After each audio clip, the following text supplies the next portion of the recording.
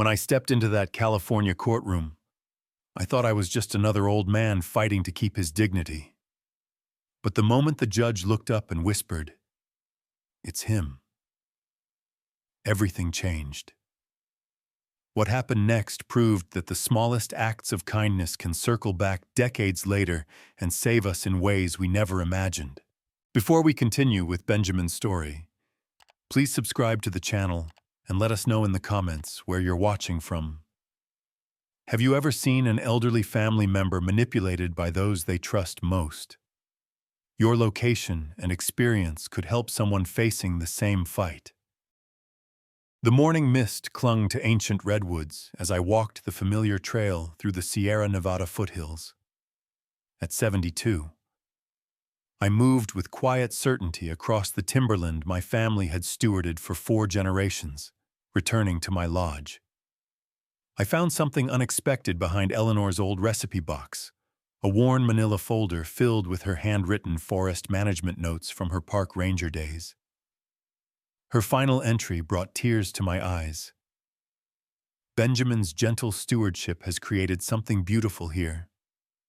This land will be safe in his hands for generations to come." The sound of tires on gravel broke my reverie. Through the kitchen window, I watched my son-in-law, Nathan Harper, step out of a polished black sedan, dressed in city clothes that looked out of place among the pines. Nathan had married my daughter Laura 6 years earlier, sweeping her off her feet with charm and ambitious talk of their future together. Laura, my brilliant girl who earned her forestry degree from UC Berkeley, had worked for the National Park Service until Nathan convinced her that government work was holding her back. Now she stayed home, isolated from the career she loved, while Nathan built his real estate business in Sacramento. "Morning, Ben," Nathan called, his smile bright but not reaching his eyes. "Hope you don't mind me dropping by. Laura's been worried about you." I opened the door, genuinely puzzled. Nathan rarely visited what he called the middle of nowhere. Worried about what I asked, pouring coffee for my unexpected guest. Nathan settled at the oak table, his gaze sweeping the lodge with an appraiser's eye. "Well, you're getting older. Laura mentioned you've seemed scattered lately, forgetting things, taking longer to make business decisions." The observation struck me as odd.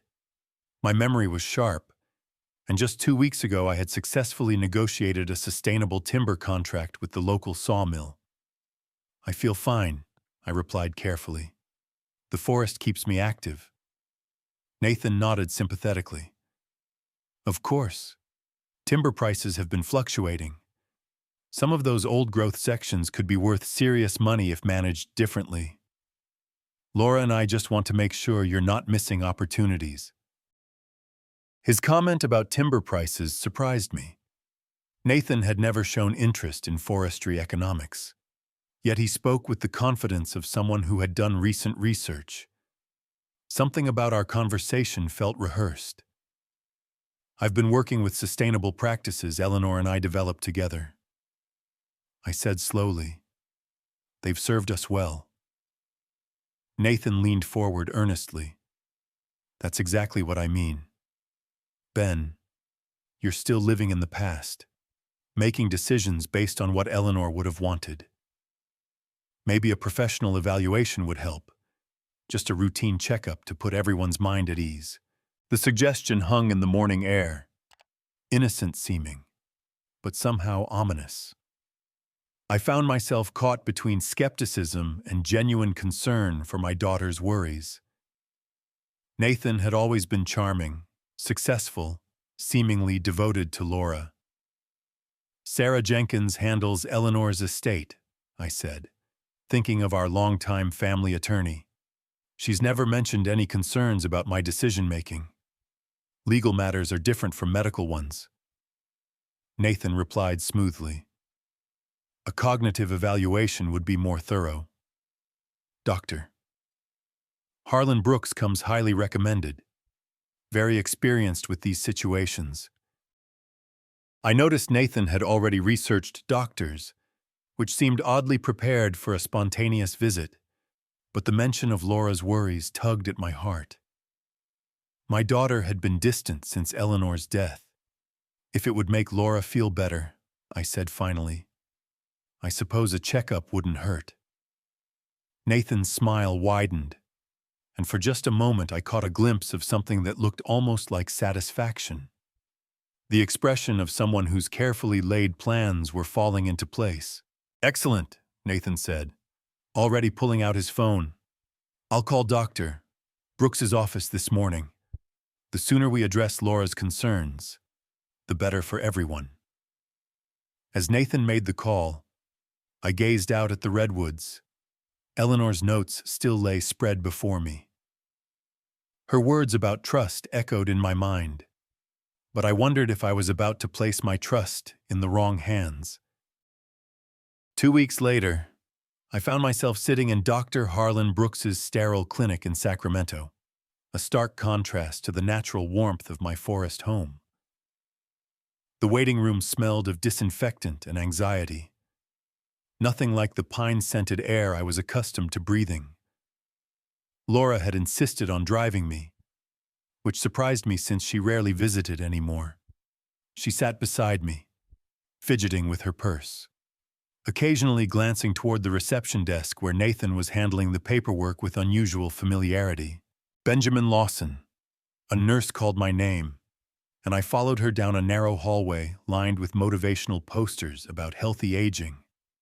Dr. Brooks waited in his office, a thin man in his late 50s with nervous energy and eyes that seemed to avoid direct contact. Mr. Lawson, please have a seat, he said, gesturing to a chair across from his desk. Your family has expressed some concerns about your cognitive function. We'll just run through some routine assessments.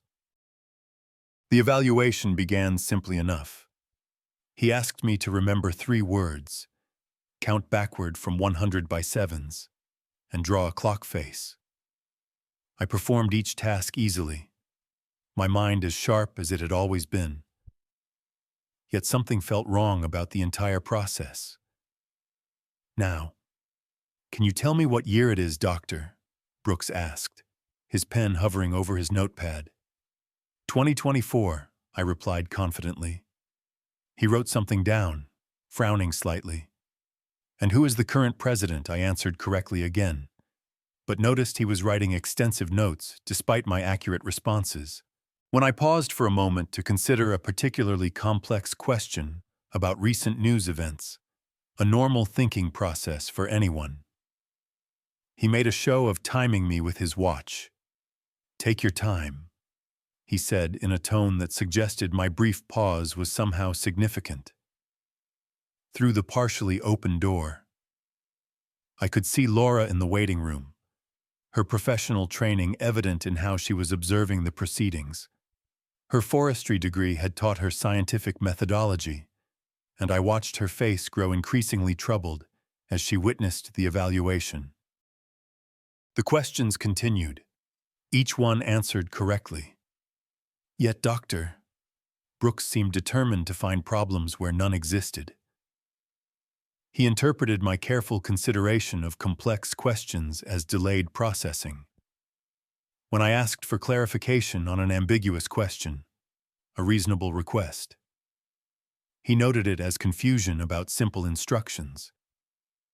Can you name 3 animals that start with the letter T, he asked. Tiger, turtle, trout, I replied immediately. He wrote something down, then looked up with what appeared to be predetermined concern. Mr. Lawson, I notice you seem to rely heavily on forest-related examples. This could indicate a narrowing of cognitive flexibility. The observation was absurd. I had lived and worked in the forest for decades.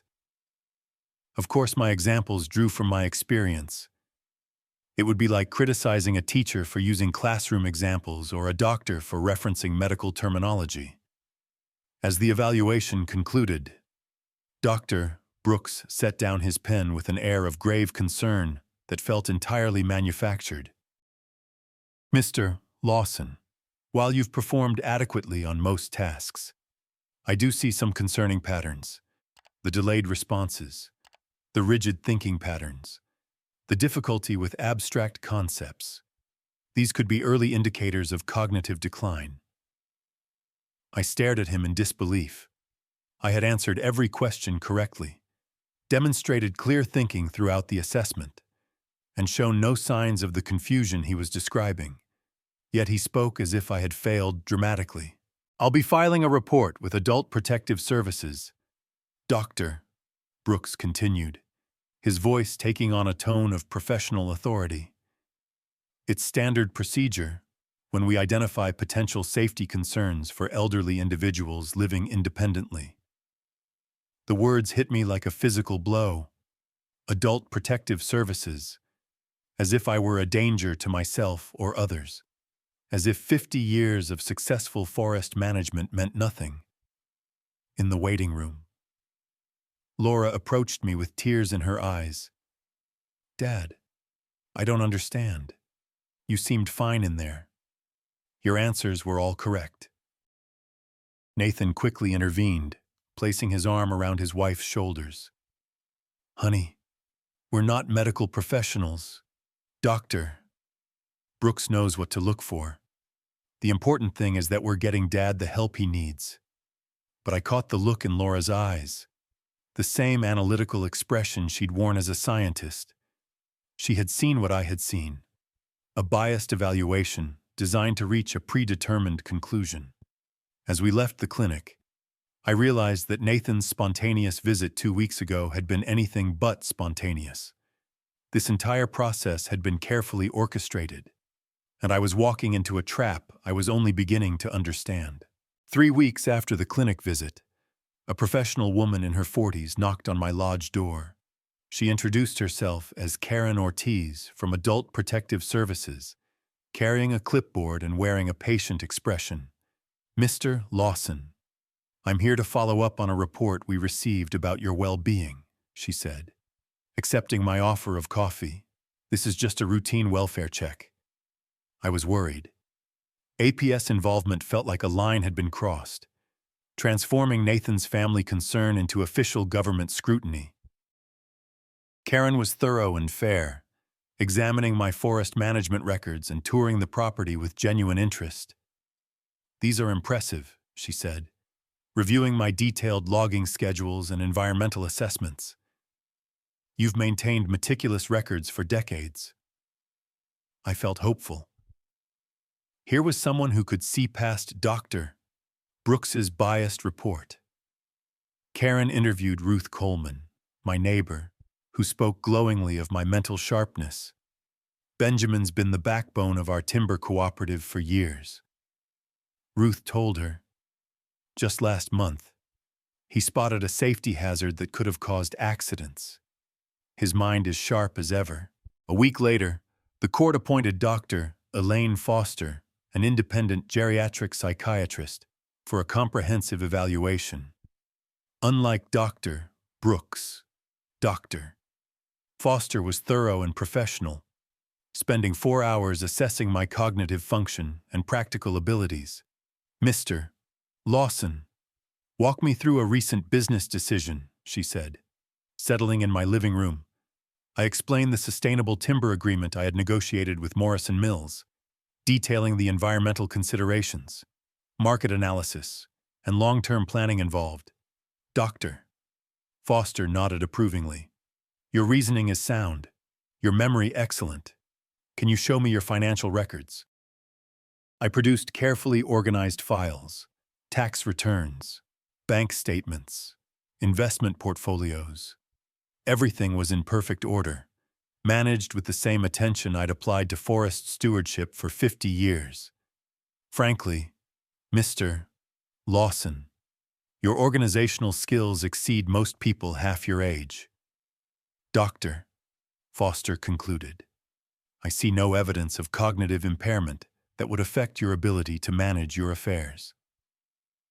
Laura was present for this evaluation, and I watched her face brighten as Dr. Foster's assessment unfolded. Her forestry training helped her recognize competent analysis.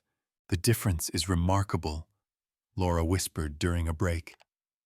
"Doctor, Foster is actually listening instead of looking for problems that aren't there." Nathan, however, grew agitated as Dr. Foster's positive assessment became clear. He questioned her methodology, suggested she wasn't considering the subtle signs Dr. Brooks had identified. "Sometimes these conditions are well hidden," he insisted. "Dr. Brooks has more experience with early-stage dementia." Dr. Foster regarded Nathan with professional skepticism. "Mr. Harper, I've been evaluating cognitive function for 25 years.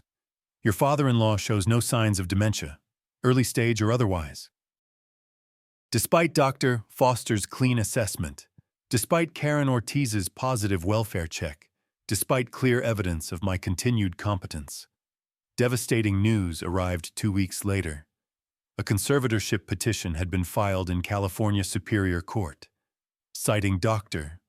Brooks's original report and claiming I posed a danger through impaired judgment regarding valuable timber assets. The legal papers arrived on a cold March morning, served by an embarrassed process server, reading the allegations describing me as confused, forgetful, and incapable of managing my affairs. I realized Nathan had been planning this for months. The system I trusted to protect me had failed.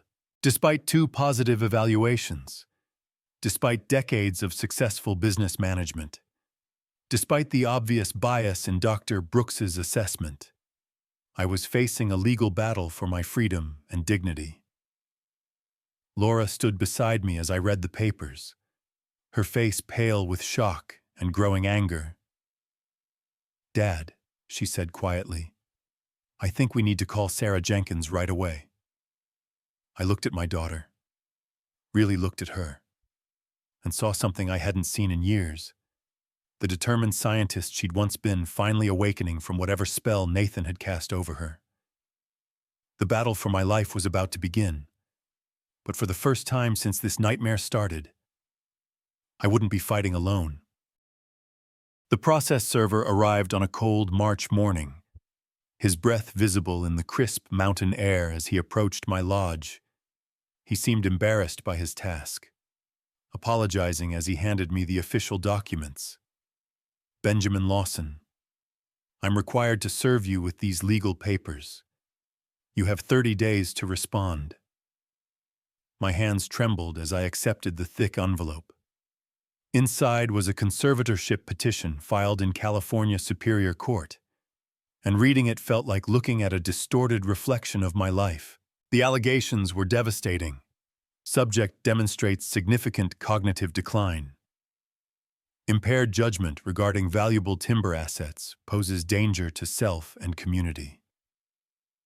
The petition claimed I was confused, forgetful, and no longer capable of independent living or financial management. Each word felt like a physical blow.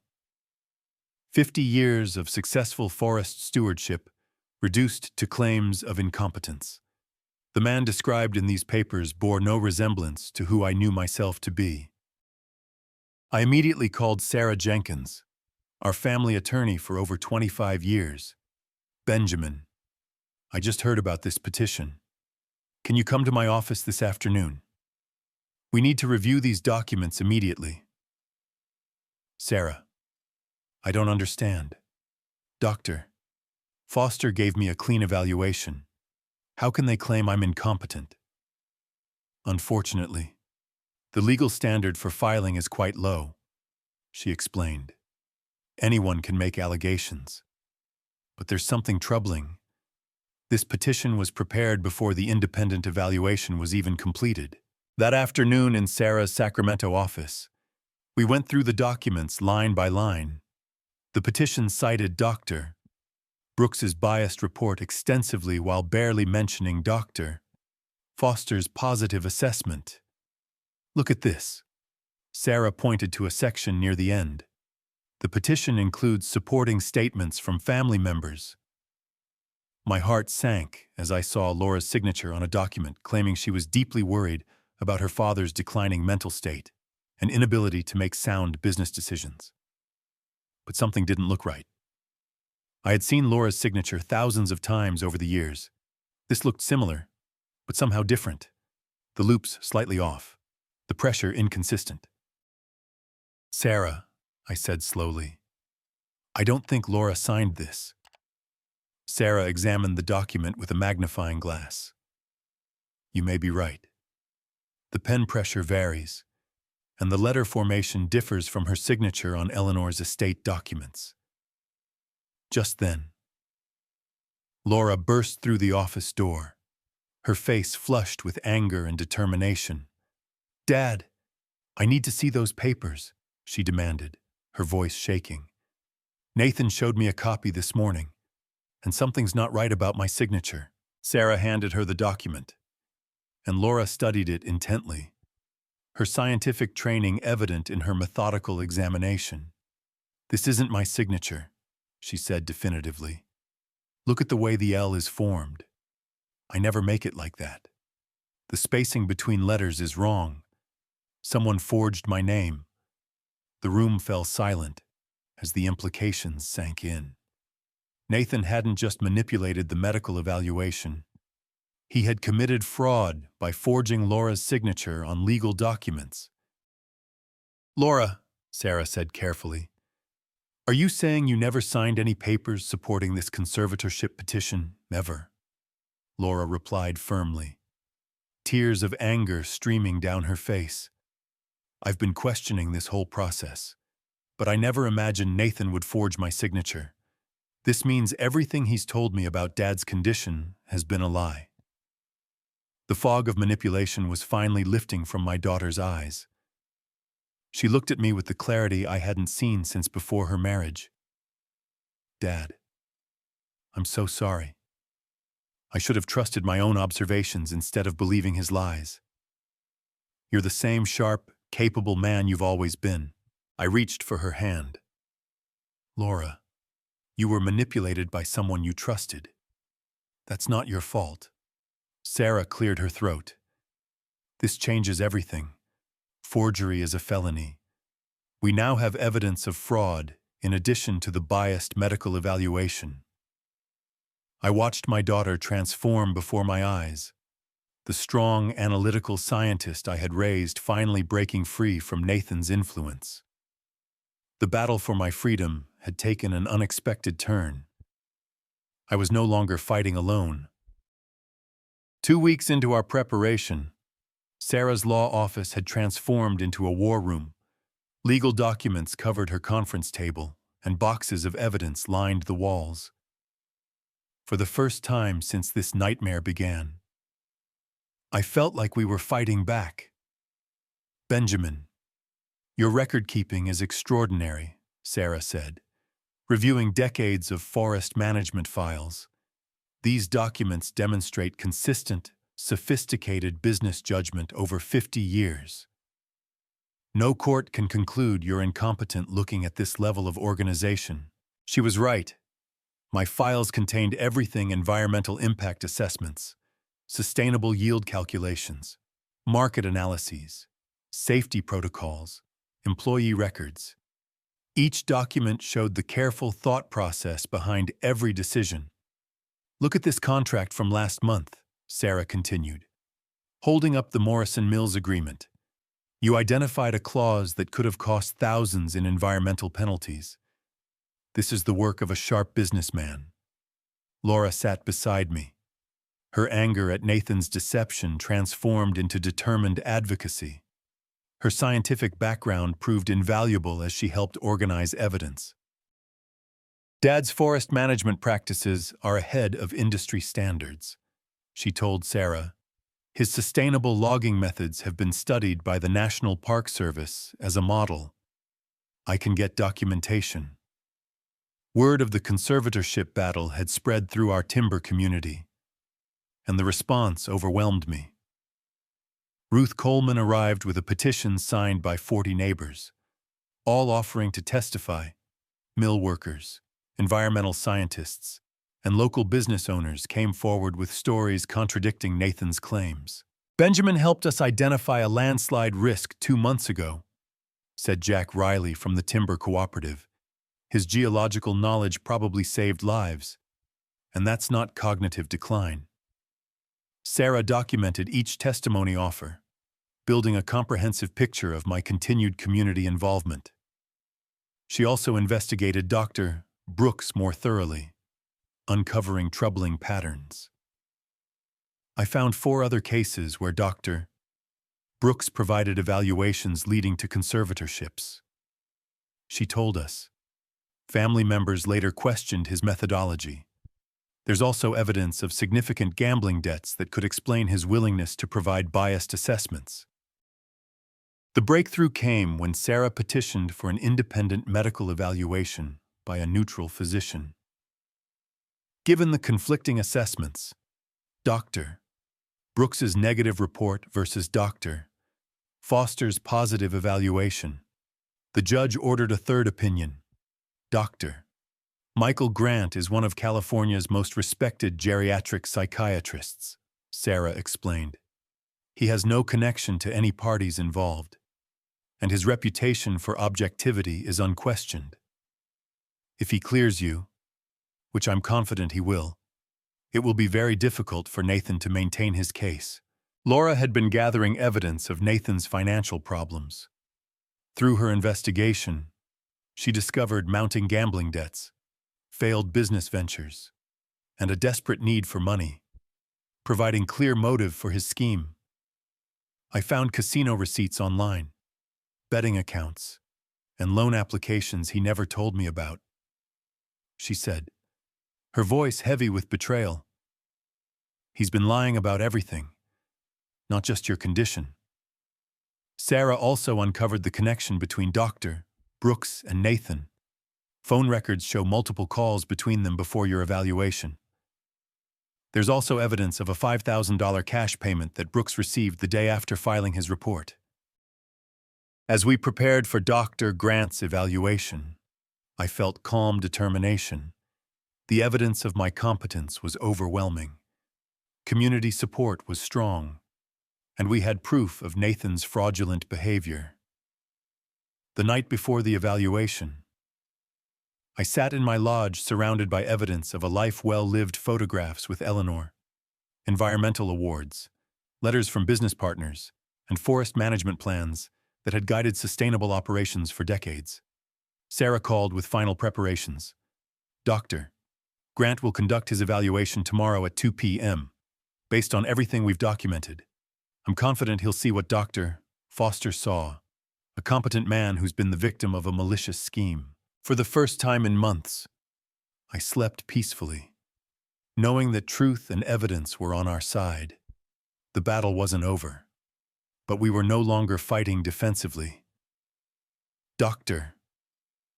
Michael Grant arrived at my lodge on a crisp April morning, carrying himself with quiet authority. Unlike Dr. Brooks, he seemed genuinely interested in understanding who I was rather than confirming predetermined conclusions. Mr. Lawson, I'd like to spend the morning with you in your natural environment, he said, accepting my offer of coffee. Real cognitive assessment happens when people are comfortable and engaged in familiar activities. For 4 hours, Dr. Grant observed me in my element. We walked forest trails as I explained sustainable logging practices, reviewed financial records while I detailed market strategies, and discussed environmental regulations while I demonstrated comprehensive understanding of forestry law. Can you walk me through your decision-making process for this timber sale, he asked, examining the Morrison Mills contract. I explained the environmental considerations, market timing, community impact assessment, and long-term sustainability planning that had guided the negotiation. Dr. Grant took careful notes, asking follow-up questions that demonstrated his own analytical mind. Your reasoning is not only sound, but sophisticated, he concluded. You're considering variables that many professionals half your age would overlook. I see absolutely no evidence of cognitive impairment that would affect your ability to manage your affairs. The relief was overwhelming. Here was an objective professional confirming what I had known all along. My mind remained sharp, my judgment sound, my decision-making ability intact. Laura was present for the evaluation, and I watched her face transform as doctor. Grant's assessment unfolded. The guilt she had carried for doubting me seemed to lift, replaced by fierce determination to protect me. That afternoon, Sarah arrived with devastating news for Nathan's case. The investigation into Dr. Brooks had uncovered irrefutable evidence of fraud. Bank records show a $5,000 cash deposit into Brooks's account the day after he filed his report. Money traced back to Nathan. We also have phone records showing 20 calls between Nathan and Dr. Brooks in the 2 weeks before your evaluation, Sarah explained. The pattern clearly shows coordination and planning. Most damning was Dr. Brooks himself. Faced with criminal charges and loss of his medical license, he agreed to cooperate with authorities.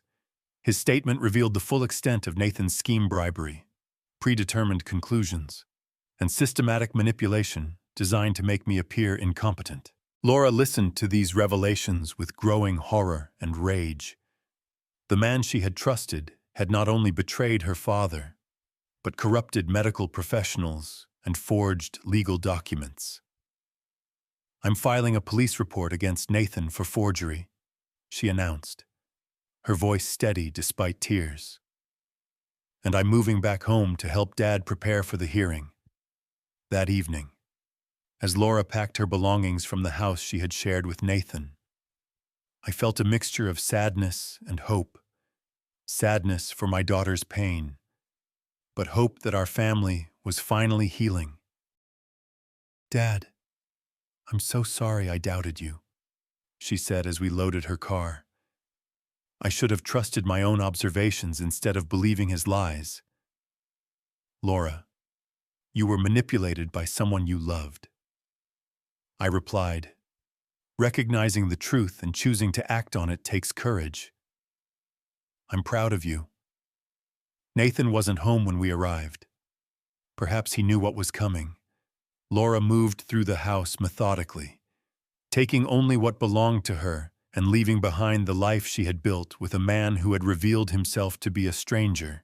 As we drove back to the lodge together, I realized that Nathan's scheme, intended to destroy me, had instead restored something precious: the close relationship with my daughter that I had thought was lost forever. The hearing was still ahead, but with Dr. Grant's clean evaluation, community support, and evidence of Nathan's fraud, I felt confident that justice would prevail. The California Superior Court felt imposing as Laura and I walked through its marble corridors on hearing day. Sarah Jenkins met us at the entrance, carrying boxes of evidence that would prove my competence and expose Nathan's fraud. "Remember, Benjamin, this is your moment to show the court who you really are," she said as we entered the courtroom. "The evidence is overwhelming in your favor." The courtroom filled gradually with supporters: Ruth Coleman, Jack Riley from the Timber Cooperative, Dr. Grant, and several neighbors who had offered to testify. Their presence gave me strength, a reminder that I wasn't just fighting for myself, but for the values of honesty and integrity that had guided my life. Nathan sat at the opposing table with his attorney, looking haggard and desperate. The confident manipulator who had invaded my home months ago was gone, replaced by a man whose carefully constructed lies were crumbling around him. At precisely 10 a.m., the bailiff called for us to rise, the Honorable Judge Margaret Ellison presiding. The side door opened, and Judge Ellison entered, her black robes lending her an air of solemn authority. She was a woman in her mid-60s with silver-streaked hair and intelligent eyes that seemed to take in every detail of the courtroom. As she settled at the bench and began reviewing the case file, her gaze swept across the room. When her eyes landed on me, sitting at the defendant's table, something extraordinary happened. Judge Ellison froze. Her eyes widened slightly, and I saw her grip tighten on the papers in her hands. For a moment that seemed to stretch forever. She stared at me with an expression of stunned recognition. "It's him," she whispered so quietly that only those closest to the bench could hear. The entire courtroom fell silent. Even Nathan's attorney stopped shuffling his papers. Judge Ellison composed herself quickly, but I could see the emotions playing across her face: surprise, recognition, and something that looked like profound gratitude. She cleared her throat and addressed the court. "Before we proceed, I need to make a disclosure to all parties. 35 years ago, when I was Margaret Ellison, not yet a judge, I was a young law clerk working on a case that would define my entire career. My heart began to race as memories flooded back. A young woman barely out of law school, working late nights on a case that seemed impossible to win. The logging accident that had killed her brother David. My 19-year-old brother, David, was killed in a mill accident." Judge Ellison continued, her voice steady but emotional. "The company responsible had covered up safety violations, and it seemed like they would escape justice. But one man came forward, a competitor who had witnessed their negligent practices. He testified against them despite industry pressure, threats to his business, and personal financial risk." She looked directly at me, and I saw tears gathering in her eyes. "That man's testimony led to my brother's killer being held accountable. The settlement allowed me to attend law school, and his courage inspired me to dedicate my career to protecting those who couldn't protect themselves. Mr. Benjamin Lawson, you may not remember me, but I have never forgotten you." The courtroom erupted in murmurs. Laura grabbed my hand, her eyes wide with amazement. Sarah looked stunned, but pleased. This revelation could only help our case.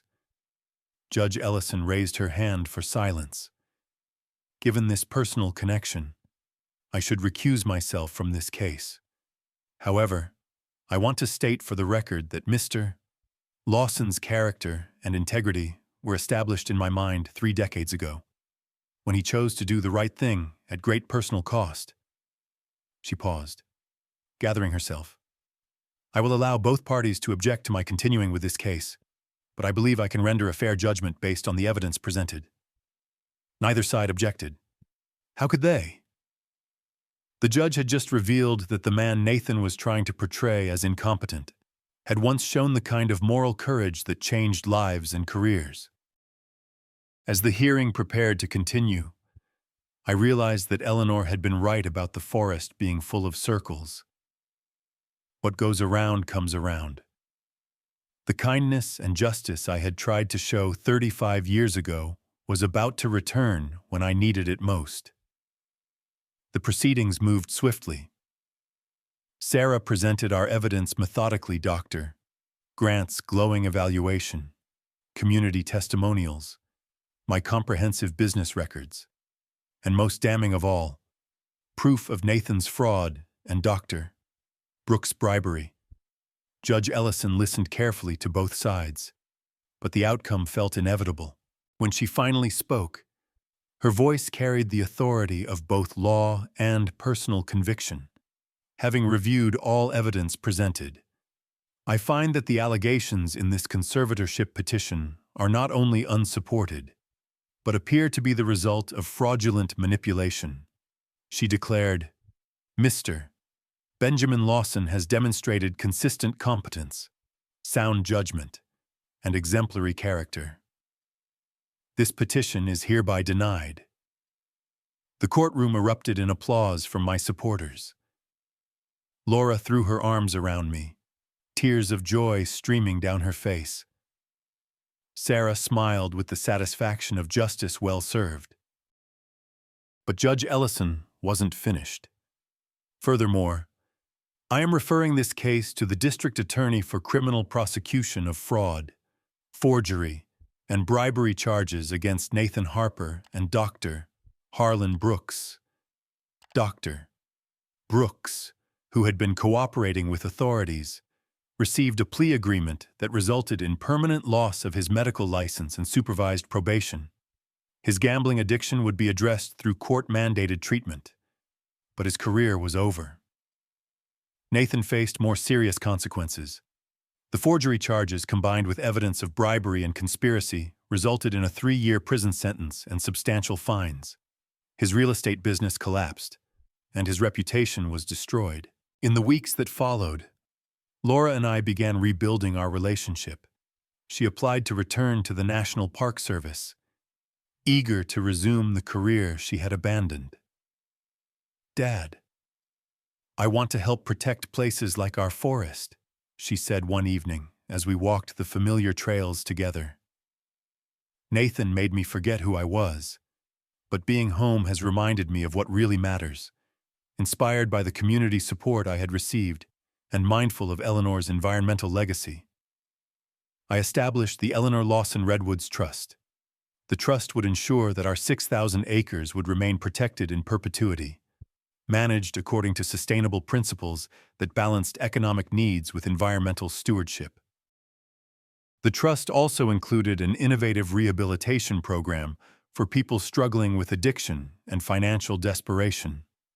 People like Nathan and Dr. Brooks, who had lost their way. Rather than simply punishing wrongdoing, the program offered a path to redemption through meaningful work in forest conservation. When Nathan was released from prison 20 months later, I surprised everyone by offering him a position in the rehabilitation program. He would work under strict supervision, learning sustainable forestry practices while contributing to the land he had once sought to destroy. Why, Laura asked when I told her about the offer. After everything he did to us, I thought of Eleanor's words about the forest being full of circles, and of Judge Ellison's reminder that one act of courage 35 years ago had rippled forward to save me when I needed it most. "Because everyone deserves a chance at redemption," I said. "And because this forest has taught me that the strongest trees are often those that have survived the worst storms." As I write this, 3 generations of environmental stewardship are now secured. Laura has returned to her calling.